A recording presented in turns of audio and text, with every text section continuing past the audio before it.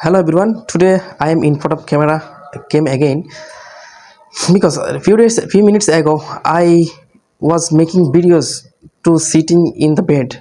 But my friends told me that you have to make videos by standing and you talked in front of camera.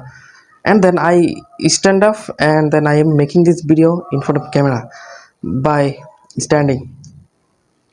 And right now I would like to share with you how important listening to others. When someone talk to you have to try to understand to him very carefully, because so that he can understand that you are a good listener. And when you we listen to him very carefully, you can respond in a way, and then he take you very as a good friend.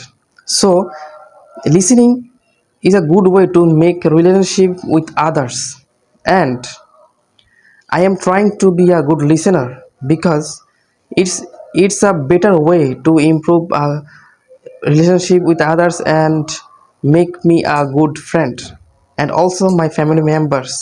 Okay,